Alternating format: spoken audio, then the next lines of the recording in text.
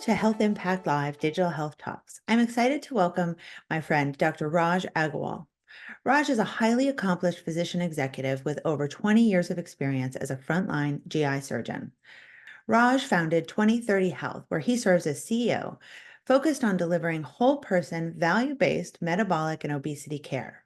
Prior to that, he was Chief Growth and Strategy Officer at Panda Health, a digital marketplace. He also served, and when I met him, as Executive Vice President of Jefferson Strategic Ventures and Professor of Surgery at Thomas Jefferson University. With his entrepreneurial spirit and commitment to driving meaningful impact, we look forward to his insights. Hi, Raj. Thank you so much for being here today. It's so good to see you. Megan, as always, it's a pleasure. The only pity is that we're connecting virtually versus in person, but I know that's going to happen pretty soon, so I'm looking forward to it. Yeah, I know, me too. It has been virtual, I think, actually, since I don't think we've seen each other in person. We've crossed paths so many times, but we haven't seen in person in a bit. But in that time, there has certainly been some changes, and you've launched 2030 Health, and we've had a chance to talk about that. But I'd love to hear from you kind of what your drive to launch it was and what it's all about. Thank you, Megan. So let me just start with the name, 2030 Health. Many people say, what does that mean? Well, the year 2030, which was a publication back in 2019 of the New England Journal of Medicine, that's a year when it's projected there will be more people with obesity in the United States than without obesity. So the obesity rates will be over 50%. And it's also projected that by that time, across the globe, 1 billion people will be dealing with obesity. And so really, the framing here is obesity is the disease of our time. And why am I interested in obesity? Well, I've been a health system guy, a GI surgeon. I've worked with innovation technologies, med device, digital technologies for my whole career. We started the bariatric surgery practice back in London at Imperial College in 2006. I came over here to Philadelphia, where I'm still based, and had a job at the University of Pennsylvania just over a decade ago. I started the adolescent bariatric practice with Children's Hospital of Philadelphia, did the first case in 2013. And the challenge here, and I'm sure we'll get into this, is I started doing this surgery because I saw that there was a need and there was a massive impact. And being an academic surgeon, I thought there's an opportunity to publish some of this as well, which was pretty exciting. And what I was told by some of my own colleagues, surgeon colleagues, saying, Raj, you shouldn't be doing this surgery. You should be spending your time doing cancer surgery or other surgery for people that really need it. When I started the program at CHOP, I was told these kids should just be able to figure it out themselves. They should just be able to eat less and exercise more. And so the stigma, the bias, the discrimination that exists with obesity and people who deal with it, that is such a massive area that we need to focus on versus when you think about someone with cancer or even someone with who needs a hip replacement. And so I started 2030 Health. I mean, I've been really thinking about this company for over 20 years and putting a lot of the clinical and the technology and innovation factors together. But we're just about a year and a half old. And the approach is a obesity disease management platform. And what does that mean? I'm going to give you some examples. One is it's around access to healthcare. So there's 110 million Americans right now that are dealing with obesity, and less than 1% of them get appropriate medical care. And you mirror that with 79% of people in this country get appropriate care for their type 2 diabetes. Imagine if just 1 in 100 women with breast cancer were treated appropriately. That's a travesty. The second is the way we deal with obesity is very transactional. It's a low-calorie diet, it's an exercise program, it's a shot, it's a surgery. Now, that's me being a little bit flippant here. We do have comprehensive obesity disease management programs, but let me again bring up an example. If you have a woman who's been diagnosed with breast cancer, would you ever say to her, do you want to choose between chemotherapy, surgery, or radiotherapy? No, she'll say, I want it all. I want whatever's going to work for me. And in that way, we don't do a great job. And even when you look at all the clinical trials, it's surgery versus medication versus lifestyle. How do we put this together and say what's right for this individual may not be right for this individual. So a multimodal, whole person, comprehensive approach.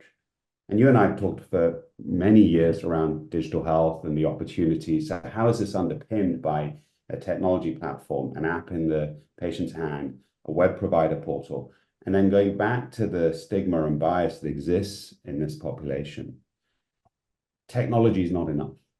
We need to have a human, high-touch resource as well. So we also have health coaches that support the individuals through this journey, because the individuals can get scared, can feel that they're not being heard. And so how can we have our health coaches or advocates support them?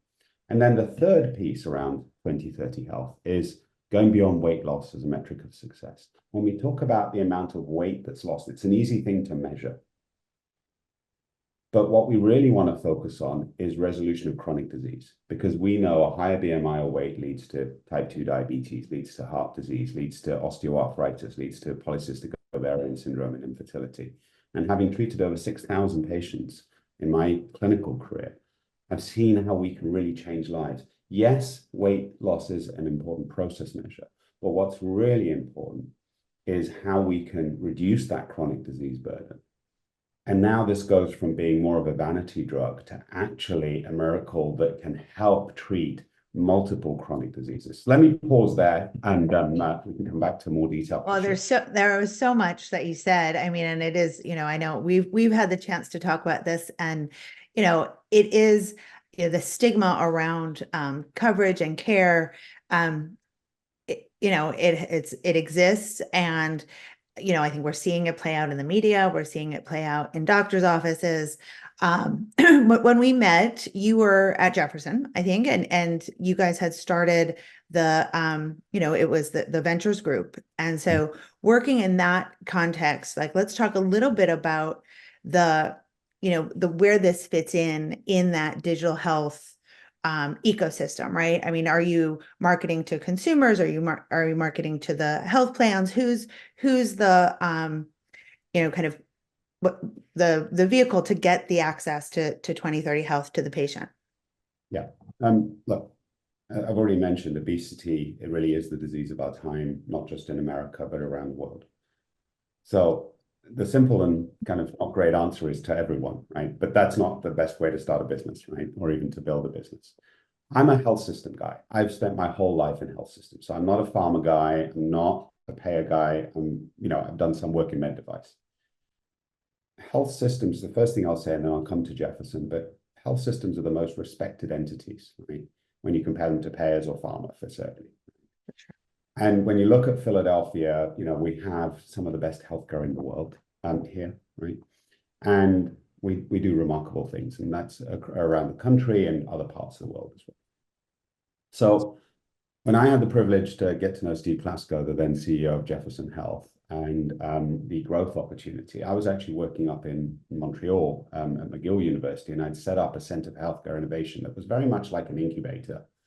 It was 30,000 square feet, and you could bring, equipment there, and we'd kind of do simulations and look at outcomes, but it was really in a bubble.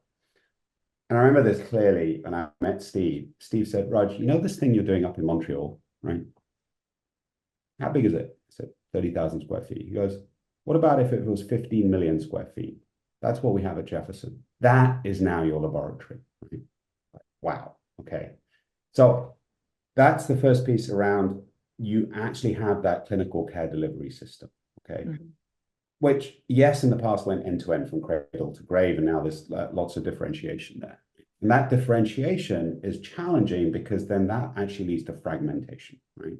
So if you've got your app for diabetes, your app for heart failure, your app for something else, behavioral health, like, how do all those connect together? That's a challenge.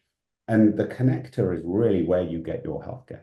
And so what we focused on at Jefferson, we called it Jefferson Strategic Ventures, was really, how do we bring in these amazing technologies that are built like companies that are funded out of General Catalyst or other venture arms, 7Wire and so forth. Bring them in because that's the best technology, and they have the financing as a backing. And then what do we have? We have the clinical credibility, and we have those 15 million square feet, right, to be able to do this stuff. And you put that together as a true partnership. I used to actually say, I have two bosses at Jefferson. One is Steve Klasko as the CEO. The other is the CEO of every company we've done a deal with. Right? And if both of them are happy, then we're going to do well. And so one of our example programs was with a company called Livongo, a diabetes management company. They came in and they said, hey, we're working with all these large self-insured employers. We'd like to work with patients. And actually, we tried to get that going with either our endocrinology department or our primary care docs. It wasn't easy, let's put it that way. So what we did is, hey, hang on, you're already selling to self-insured employers. What? We have 35,000 employees. We're self-insured. Why don't we do that? But the benefit here is not only do you have all the claims data and we can offer this to our employees generally use Jefferson for their healthcare delivery. So now we get all the utilization data, the clinical data. We put all that together. We gave this to our employees. And it was a game changer for Livongo as a company because now they didn't just have claims data, but they actually said, oh, we're reducing primary care visits, we're reducing ED visits, all of that stuff. That data actually went into Livongo's S1. They had 168,000 members across the country. Less than 1% of those were from Jefferson, but our data went into there because it was so valuable. So that was the value of the partnership around this digital health company and this care delivery system. And what we did there, Megan, as you know, is one, there's something that's not on the shelf that we want to be able to have and be able to deliver that for our enterprise. Two, it drives an innovation mindset, right? I mean, Steve Klasko is just amazing at that. And now I know many other centers are doing that work. And then three, to be blunt, it also creates alternative sources of revenue for us as a health system, right? Over and above the operating revenues that we have. So that's what we did at Jefferson. And I would say that was instrumental over and above the stuff that I'd done, you know, in robotic surgery and VR and as a clinician. But that really made me understand, okay, to be successful as a digital health company, right? You've really got to partner up with the health system. And I'm sure we'll go into this, but that's our approach exactly with health. We're looking to build and scale 2030 health too. Great. Yeah, no, I mean, it's, yeah, you guys were sort of one of the first for sure. And now we're seeing that happen. You know, where established VCs are partnering with hospitals to create, you know, incubators, labs, and even opening hospitals. So it is, or purchasing them, you know, so there's a lot going on there. Of course, at the same time, you know, funding is tight. You know, the resources are tight in healthcare. And I think there's also, I mean, you mentioned Livongo, you know, we've been talking a lot on the show and, you know, at conferences about the Peterson Institute study. You know, let's talk a little bit about kind of value and metrics. So, you know, how are you, you know, measuring that? What does success look like for patients, for health systems that are deploying 2030 health? Yeah. Let me just start with, you know, my experience as a clinician. If a patient comes to me, what do they want? Right? They've got a problem, they're sick in some way, and they want that taken away. Right? And then you think about it from a financial perspective. Someone that's sick generally costs more at a per month basis, especially if they've got a chronic disease than someone that's well. And then let's add on to this, you know this, but I'm being a little bit simple here, but and then that person that's sick, guess what? They're not as productive at work, right? We have 160 million Americans that get their health insurance through their employer. Right? And so to put this in the context of 2030 health, and then I'll focus in a little bit more around our business model. So I mentioned there's 110 million Americans in this country that deal with obesity. That leads to all of the chronic diseases that really affect the majority of our society. I've already mentioned diabetes, hypertension, polycystic ovaries, reflux disease, liver disease, sleep apnea, and so forth. Last count in 2019 was that leads to $480 billion of direct medical costs out of the $4.2 trillion that we spend every year in this country. But in addition, it leads to $1.2 trillion of lost economic productivity. So that's $1.7 trillion thereabouts if you put it together at a very simple level, right? So we're on a mission to really not just impact obesity, to end obesity. And this is not about us spending billions of dollars to find drugs or to find devices or to find surgery or other interventions. This is about execution.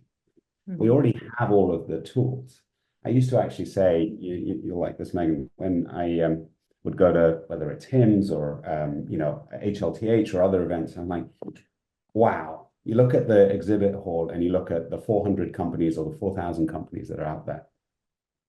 We should just shut the doors, not let a single company in. And now let's figure out how to solve behavioral health, women's health, obesity, something else with just these companies. Let's not fund any more. Let's get the VCs to just invest in these companies and figure out which are the best 10 or the 40 or the 100.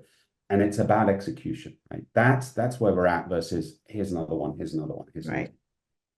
Well, isn't that true for everything? I mean, and that's, what I like about, sorry to interrupt, but it's like you're taking both the holistic approach to the disease and the patient, but you're also looking at that from the sustainability business model too. You're saying, we basically are serving the patient, the provider, the industry, the market, the employer in that.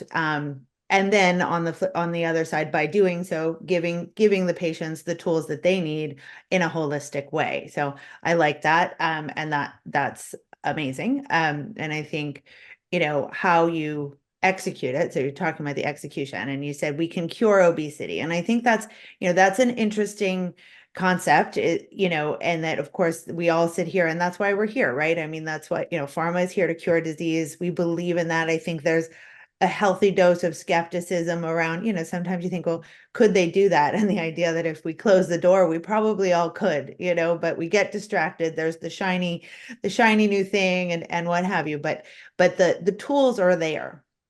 So I'd love to hear your thoughts on what does execution look like? And I think to some degree, it's like execution for the patient to tackle the disease and the partners that they have in that, of course, but also the industry.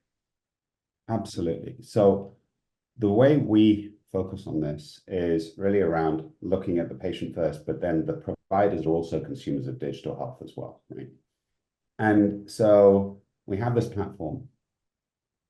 2030 Health is not here to do care delivery. That's for the healthcare delivery systems to do. We are here to do care coordination, care navigation. Just as I mentioned, when you have a cancer center, care is connected. Yes, it can still be better, right? It's not perfect.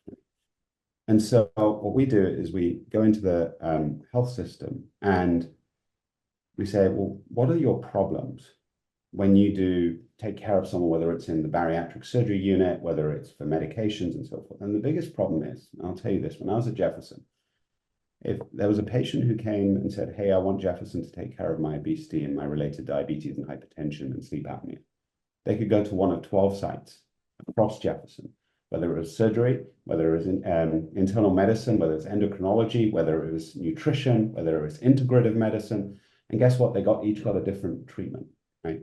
And guess what? We all competed with each other. Because how do I get paid? I get paid by doing more surgeries, right? So I'm going to send the person down the street to endocrinology or so forth. Endocrinology gets paid by doing more very low calorie diets or by putting people on medication. And again, I've mentioned Steve a couple of times. Steve said, like, we're trying to do something by telling people that if you do this, you get paid less. That does not work in this economy, right? So how do we do this? The approach here is, and we've already talked about this from a disease burden perspective, the more chronic diseases that someone has, which is related to a higher degree of obesity, whether it's class 1 to class 3 obesity, guess what? Their total cost of care is higher, right? And you have one chronic disease, it's double. You have 3 chronic diseases, it's triple. And so what we want to do is say, if there's a treatment journey for this cohort, right, that enables them to reduce the level of chronic disease burden, let's say remission of diabetes, or just management of their diabetes, so they're on less insulin or they're off insulin, or management of their polycystic ovarian syndrome, so they're not infertile anymore and they don't need to have IVF and can have a normal pregnancy.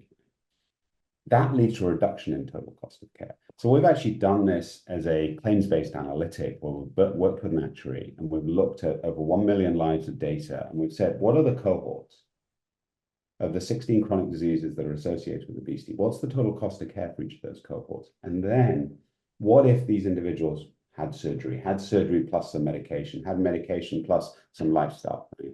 Just like you think about this in a cancer care journey, you say, we're going to give you chemotherapy first, then we're going to give you surgery, then you might need some radiotherapy afterwards, right? In that same way. And then what happens to the total cost of care? It comes down, right? Now, it's got to come down by greater than the actual outlay, right?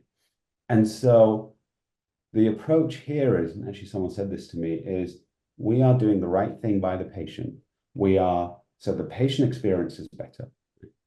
We are also supporting the providers to be more efficient and more engaged because the digital health solution or the care coordination is actually helping them, right? And then the third thing is we're improving the outcomes.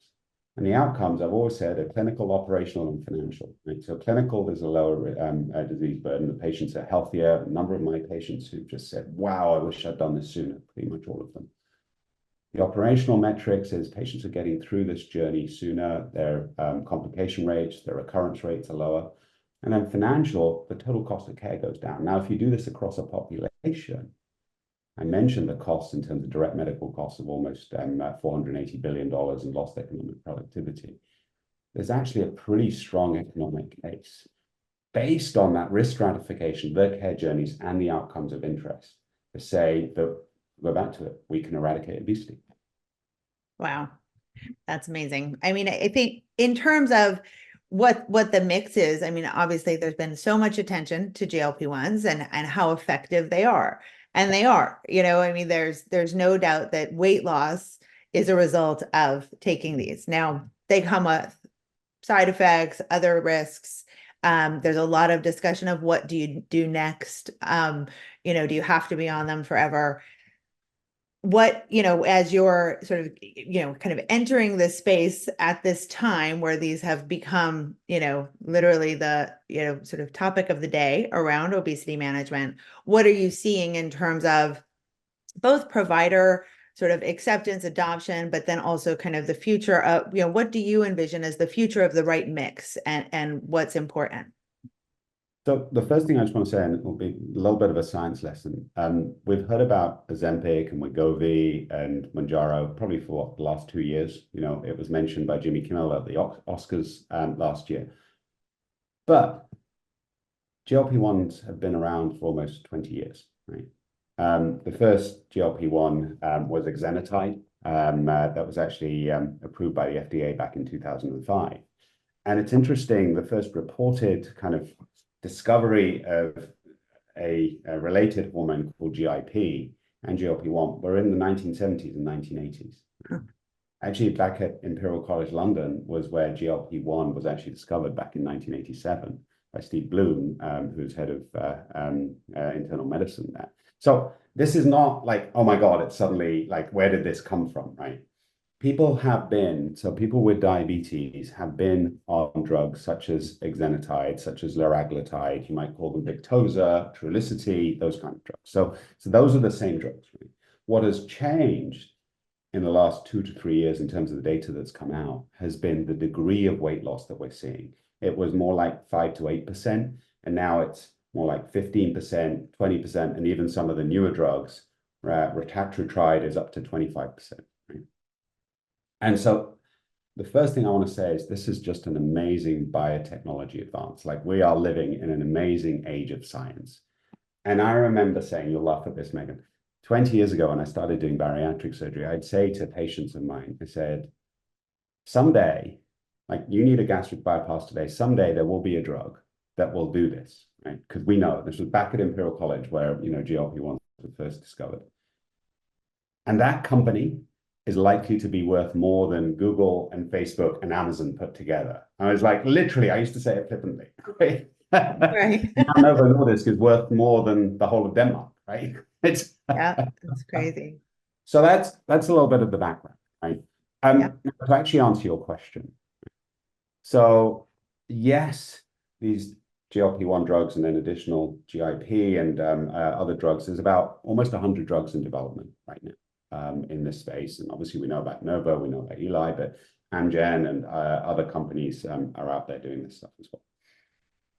when you say that the mean weight loss for semaglutide, Ozempic, is 14.8%, the word mean gets forgotten when the media mentions it.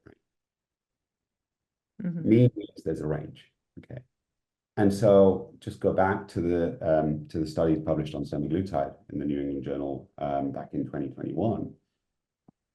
There were 16% of individuals in that clinical trial, a controlled clinical trial, who did not lose more than 5% of their total body weight. So it's 1 in 6 people at 1 year. So for those individuals, this drug was not efficacious. Simply put, didn't work.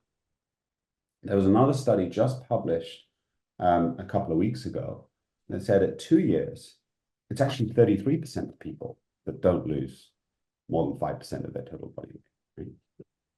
So for these individuals, that if you're paying $1,000 to $1,300 a month and not getting that degree of weight loss, which then relates to 5% weight losses, can help you prevent from your diabetes, can help your osteoarthritis a little bit, but it's not going to help your liver disease. It's not going to help your heart failure. And so the challenge here is, how do you identify those individuals before you even put them on the drug? Mhm. So between 1 in 6 and 1 in 3 individuals. Other data shows that 40% of individuals at 1 year are not taking the drug anymore. We don't know why that is. It could be because of side effects. 55% of people have mild to moderate side effects. It could be because they can't get access to it, and that could be due to cost, right? And supply chain issues. Or it could be they don't want to take the drug anymore, right? For whatever reason. Now, I'm not trying to be the Maybe anti-GLP-1. they like food. Yeah, well, this is, Jens Holst, who I actually met a few weeks ago, who was actually one of the first researchers to develop GLP-1 drugs back in the early 2000s, back in Copenhagen. Mhm. He actually said, I don't think people are going to be on GLP-1 drugs for the rest of their life because, yeah, they want to live life. It's miserable. Like food, I used to say to my patients, we eat with our friends, we eat with our co-workers, we eat with our family, right? And just going down a little rabbit hole there, I've actually had a handful of patients who come to me and said, they've lost 100 pounds in weight, they're off all their meds, that kind of stuff, and saying, how are you doing? I'm pretty miserable. Right. Well, what? Well, this man was a construction worker, and he's like, I can't eat with my friends anymore because they're all eating the fried chicken or something else, and I'm sat there with my tiny little salad. We don't go bowling anymore because I'm just not drinking any alcohol anymore because I can't and I don't want to. Right? Right. It really does. It is a social phenomenon. Right? I Mhm. fully agree with you. Now, this is not saying that, oh, these drugs are bad. Again, goes back to what we've already said, is it needs to be that multimodal Right. approach. So my a question in that, which because I think, both, you hear about that and I think it's true. They are, while that they work and as you said, not for everybody, but they can be extremely effective. But there are, it is a life choice, just like being on a diet forever, a restrictive diet is a difficult thing to do. So what is the behavioral health component? Because I think so much of continuing to maintain and finding that right balance, right? Whether that's, intermittent fasting, 4 days out of 3, people find that balance so that they can still enjoy life and be healthy. But that's a behavioral choice. What are the components that you're working on with 2030 Health and that you see working? So I'm going to just analogize this. If someone's is dealing with obesity and got a number of chronic diseases, they need a rocket boost to get going. Right? And that rocket boost might be 6 months or a year of a GLP-1 drug. It might be bariatric surgery. Right? But then it's about maintenance. And that's really where I think lifestyle is important to set you up for success initially, but it's really around the nutrition, the behavioral, the exercise factors. And the other piece around this, which I saw with many of my patients, is peer-to-peer. How does one individual support each other? I always say this, if I'm going to go to the gym and someone else is there waiting for me, I'm much more likely to go, right? Versus on my own. Right? And the analogy here that I have is from a behavioral health perspective, if someone has an acute psychotic episode, right, they've got schizophrenia, they need medication now, right, to get them back down to some degree of baseline. But that medication is just going to get them down to that degree of baseline. Now, that medication needs to be coupled with counseling and support to help them get through that chronic period. And in the same way, we can have a kickstart, right? And that layer of lifestyle therapy has to continue. And how we do that by creating, as a researcher, Nick Christakis, has written a paper in the New England Journal almost 20 years ago now, around it was put into the Wall Street Journal as well, but it basically said, there are clusters around a population of people. Yeah. I remember right? that. And it was like who you hang out with decides whether you become obese or not. Let's put it the other way around. Who you hang out with in terms of these clusters. If there are people that are losing weight and getting healthier, and you're around them, then you're likely to lose weight and become healthier as well. So that kind of social phenomenon. So that's how we're certainly thinking about it, about creating these. We haven't built it yet, but we're looking into it around these kind of networks so that people can support each other, and then the coaches as well that can support those individuals. Right. And I think that's so important, both, from the peer-to-peer support models, but also because, these drugs are new, and this methodology, if you will, is new, or the adoption of them for weight loss is new, maybe not from a diabetes treatment perspective, but people who have managed diabetes actively, are used to managing their care on a long-term basis. For obesity, we have to, teach that and have that, both from peer-to-peer and from your physicians. Now, what about, I think access comes up a lot. Access around, and that this applies not just to GLP-1s, it applies to bariatric surgery too. Even though there's coverage for it, people don't always get it. So availability doesn't equal access. So talk a little bit about equity. I mean, because obesity certainly, hits a socioeconomic group more than others. When we talk about curing it, can we cure it for everyone, or only for, those who, need to look good in the dress on Tuesday? So the simple answer to your last question is yes, not only can we must, right? Because why did I get into healthcare as a provider? Because healthcare is a right for every single man, child, woman in the world, right? And so, healthcare should not discriminate. Sadly, it does, though. And obesity, women, Black Americans, Hispanics, and low socioeconomic individuals are more likely, more predisposed to be dealing with obesity and the related chronic diseases. Okay, that's a given. Sadly, they're less likely to seek care for their obesity, right? And we've seen this in other areas as well, specifically with breast cancer. And thirdly, the trifecta is their outcomes are inferior. And so there's data from this. One of our advisors, David Sawar, he's the Associate Dean of the College of Public Health at Temple University. He's done a lot of research. David and I used to work together when I was at Penn. And he's shown that if you have 100 individuals that are going through a journey to get bariatric surgery, the white male is more likely to get the surgery than the Black female. Same doctors, same setting in Philadelphia, right? There is discrimination there. We know this in other areas, as I mentioned, cancer and trauma care. And then the outcomes, this lady in Florida, Cynthia Buffington, I remember reading her papers, almost 20 years ago, that was Black females, their outcomes, they didn't lose as much weight. They didn't get off their diabetes meds. It's like, this is crazy. You do the same gastric bypass, right? And so there is a lot of complexity here. And the way I kind of take this, if I may, is I mentioned Jimmy Kimmel at the Oscars. And I remember watching that and thinking, when he asked, is Ozempic right for me, and are all these Hollywood stars on it, he made a joke of it. Right? 30 years ago, one of my favorite movies, Philadelphia, right, won the Oscar for Best Film. Right? And Bruce Springsteen won the Oscar for Best Song. And we all remember Philadelphia and the discrimination that Tom Hanks and his character had, and had to hire an attorney to help him. Right? because he was getting those spots, the Kaposi-suck. Mm-hmm. Now, I remember thinking, wow, at that time, HIV and AIDS was a disease for men who wanted to have sex with men, and it was their choice. Right? And where are we now, 30 years later? One, we have the biotechnology advances to pretty much cure HIV. I mean, it's undetectable as a virus. And these are shots that you can take once every 2 months, right? And now people can live a full normal life with HIV.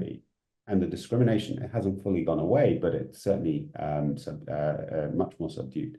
And so I think about, I hope it doesn't take 30 years for us to get to the point where we've already said this, we have the treatment. It's about really focusing on taking care of our communities and saying, this is the right thing to do, whether it's bariatric surgery, medications, nutrition, behavioral exercise, all of the above, from a risk stratification perspective, and then engaging these individuals. And I'll say, we talk about 5-year cancer-free survival. We talk about at the NFL, the crucial catch for cancer. Or why don't we talk about 5-year obesity-free survival? Why don't we talk about, hey, let's take care of an individual with obesity? And I'll say one other thing from a discrimination perspective. There's a very interesting study published out of the UK last week, which said there were 500 men, they were on an app to try to lose weight. And if you gave them financial incentives, they lost more weight. Right? So that was published. We said, oh, okay, that makes sense.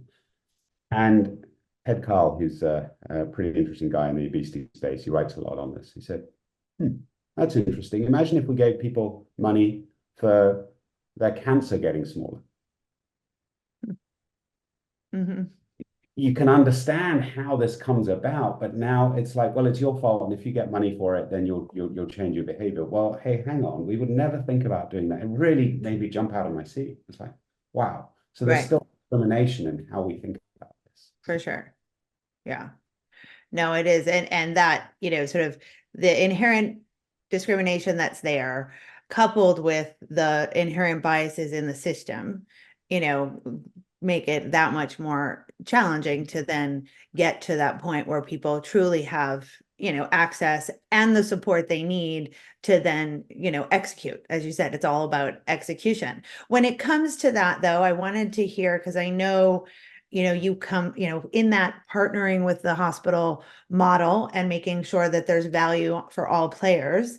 You're a physician who also does believe in value-based care, whether or not that's what we call it, or, it's care that is valuable and helps the patient. Tell me a little bit about, as we look at this, I mean, bariatric surgery was not always covered, and it, and it got to the point where it is, but yet some people still don't get access to it. With GLP-1s, coverage or no coverage, where does value-based care fit into this, right? Because we're seeing the value, and certainly if all of those downstream impacts are true from a financial standpoint, perhaps not at the price that they are, but when prices come down slightly, there will be value there. What is your kind of prediction, thoughts of how this all works together in a value-based care model? The first thing I want to tell you is a little bit of a funny story that Bob Wachter told me at UCSF. And when the Affordable Care Act came out, he said that he was about to do rounds with a bunch of medical students. And he said to them, wow, this is a turning point in American healthcare. Right? We're going to be focusing on value-based healthcare, right? Which means that we're going to be doing things that achieve outcomes that reduce the total cost for a population, right? And he said, one of the medical students said, Dr. Wachter, what have you been doing for the last 30 years then? Right. Right. It is motherhood and apple pie, right? But there's just so much complexity in our healthcare delivery systems for how to achieve that. So where I go with this from, let's just take it this specific obesity lens, right, is we want to identify individuals. When we look at that risk stratification that I said, we've looked at 1 million lives and we've looked at class 1, 2, 3 obesity, and here are the degrees of chronic disease. Here is the total cost of care. It's a simple math equation, right? This is the total cost of care for this cohort or this individual. And we want to get it down to here by spending this much, right? And spending this much can be medications or surgery or lifestyle therapies, right? And that's where we need to start. And it may not be by the most expensive people from a total cost of care perspective, usually the middle, right? And then how do we reduce that, but also reduce the variation, right? Because variation is actually what costs money versus the mean. And so our focus at 2030 Health is identify those cohorts, partner up with the health systems, not only for their patients, but also for their own employees, and then enable them to develop contracts with other self-insured entities, whether they're employers or whether they're other health plans and so forth, or unions, to really show that we can reduce the total cost of care and then build out from there to then say, as the price of the drugs come down, and there's another piece here as well, the price of the surgery can also come down as we move the surgeries from inpatient to outpatient ambulatory surgery centers. That's something that we're looking at today as well. Just like what's happened in hip and knee and in GI and in cardiology, there is an economic incentive. And I'll tell you, there's not one bariatric surgeon out there that says, I don't want to do more surgery, right?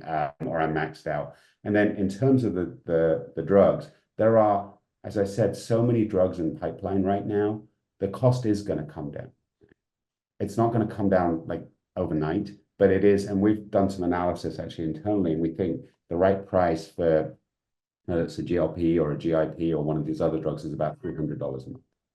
That is then the break even where we can then really treat the entire population.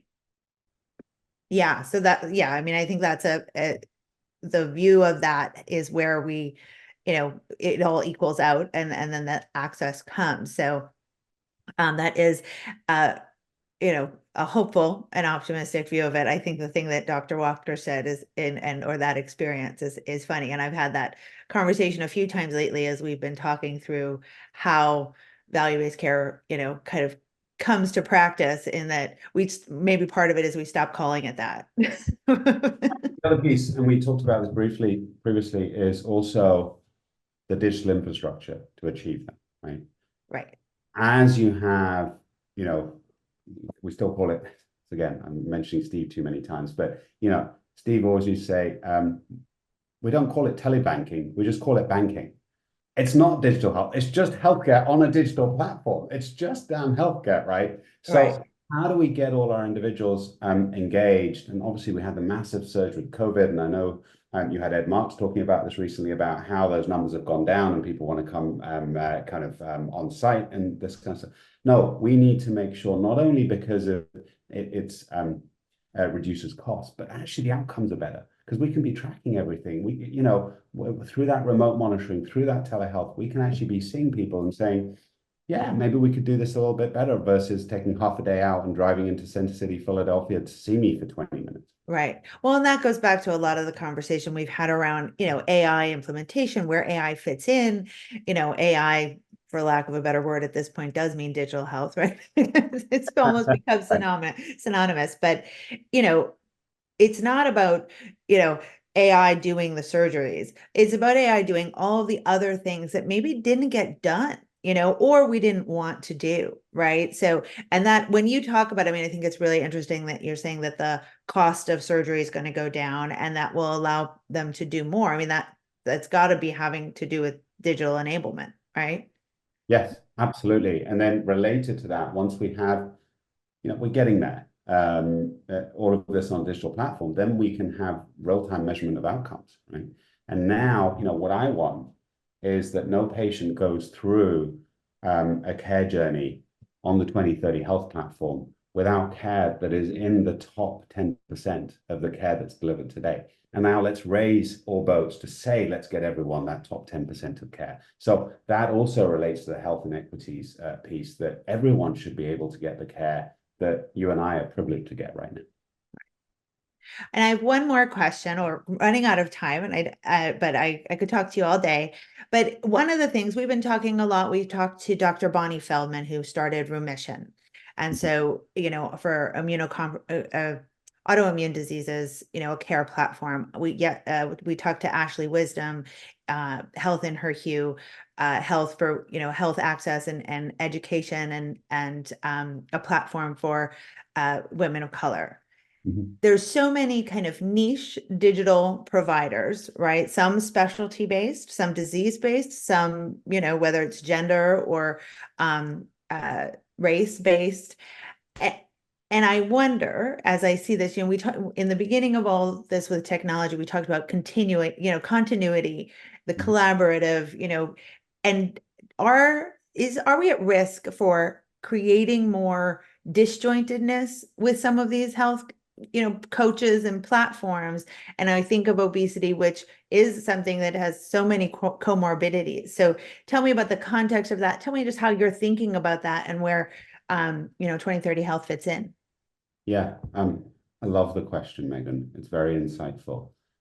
And I'll tell you how 2030 health fits in. Right now, still in our early stages. We've got our first few health systems that we're working with around the country. We have patients live on our platform right now. But we don't have it's a pretty general platform versus someone who has, a socioeconomic status that's different, or someone has a race that's different, or a gender that's different. Right?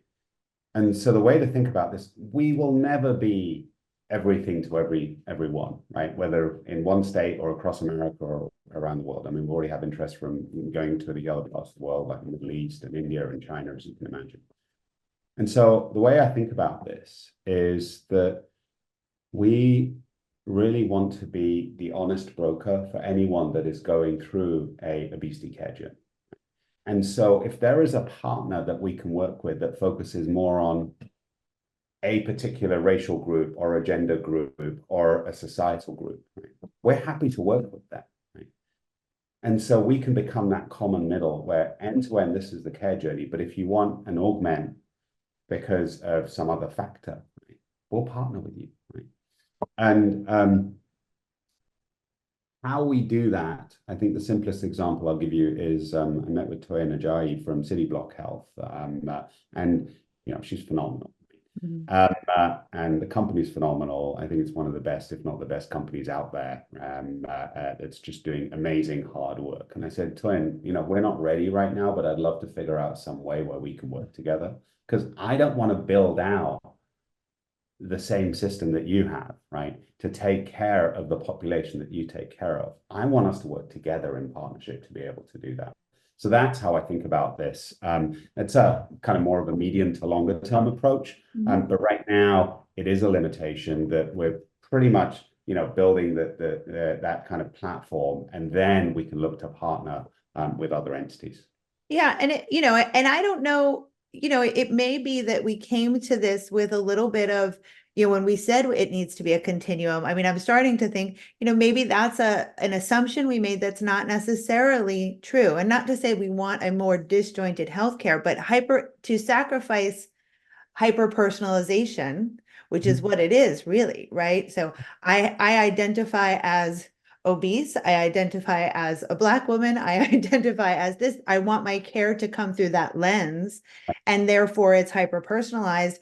And that might, the sacrifice of true connectedness, it might be easy Well, to overcome, if you will. So just one add on there is we're not just a technology platform. We have human health coaches. Hillary is our first health coach. We're hiring a few more right now. And our approach is to do some degree of matching around those human health coaches, right? All our health coaches are not going to be white males or white females, right? And so maybe there is that Megan would like to be partnered with someone who's like this versus Raj would like to be partnered with someone who's like this. And then you create that relationship. So I think that's something that we can do or we are doing right now. Right? great. But Yeah. then expand and scale. Awesome. Well, tell us, as we like to talk about good things and the good things happening, tell us, one, of course, share with our audience how they can reach you. I think one of my favorite newsletters is yours. So be sure to mention how people can subscribe to that. I can't say I read all the newsletters that come in my box, but I do read yours because it's full of great information. So share that information and how folks can reach you and, get in touch. Wonderful. Well, Megan, first of all, thank you so much. It's so thrilling to spend time with you. It's just energizing to see you and to talk about all this stuff. So yes, I write a weekly newsletter. I write it myself. I started doing this almost 2 years ago, which takes all of the news around obesity and metabolic care, whether it's from the publications in the journals, whether it's from what happened at the Oscars, that kind of stuff. It's called Perspectives Across Obesity and Metabolic Care. You can find it on Substack as a newsletter. So that's one thing. And then in terms of 2030, it's TWENTY30.health. That's our website. And you can find me at Raj at 2030.health as well. And yeah, I'm feeling just so privileged and thrilled to be in this space, to have taken, over 2 decades of my experience and to really, I'll probably end with, why did I start this company? To have impact across millions of lives, and we're on our way. Fantastic. Well, we are all about health impact here. So thank you so much, Raj. It's a pleasure. I really, one of my favorite topics and one of my favorite people. So thanks so much for joining us. And thank you to our audience for tuning in to this episode of Digital Health Talks. Until next time, be well and keep innovating.